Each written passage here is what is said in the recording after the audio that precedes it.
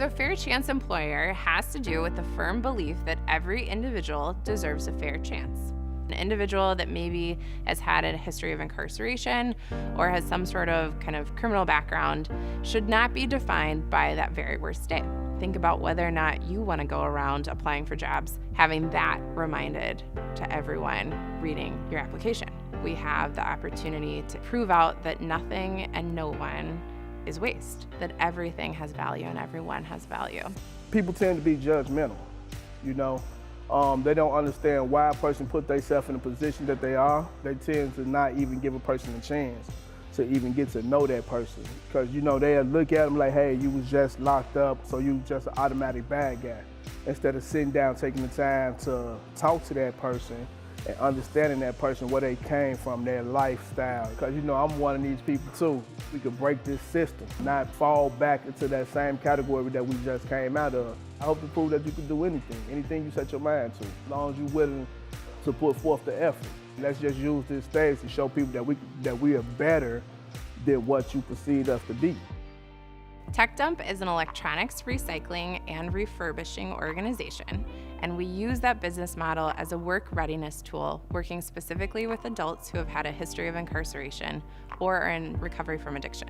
We're pretty unique as a nonprofit where we have a very high percentage of earned revenue. And so we started truly with a desire to have some sort of business model that would pay for the wages for individuals coming through our program. And along the way, in 2011, we tested a concept called a Tech Dump, a 2-day event where you could bring your stuff and recycle it. And the rest is history. The community needs Tech Dump because e-waste, electronics waste, is the highest growing waste stream in the world.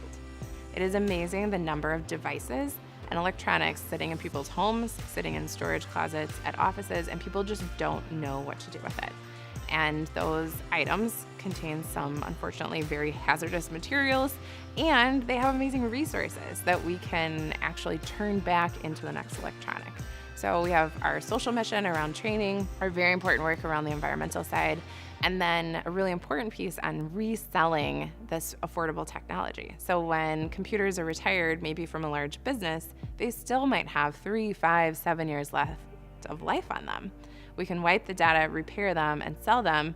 And to have a $100 laptop, you just invited somebody to work from home on their resume, or for a kid that's learning whatever coding or technology in the classroom to work on it from home and to break some of those barriers that exist around technology.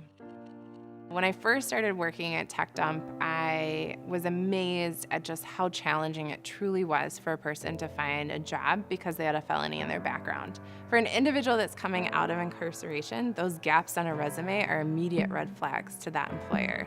And so really what they need is the opportunity to prove that they have amazing value to bring to an employer. So during our 18-month work readiness training program, individuals are acquiring a variety of skills. The one I believe to be the most important is confidence. So often in their lives, they've been defined by this worst day, they've been defined by maybe a number while they were in prison, and they have so much to bring to organizations and so much value. We're working with them to connect them with amazing organizations that are helping with legal challenges, medical challenges, housing, transportation, to really break down the barriers that exist for an individual when they're re-entering our community.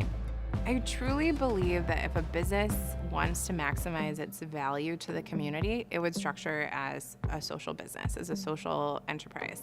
There's a lot of debate on whether you can do good and do well financially. I think there's also a piece of evaluating how we define success.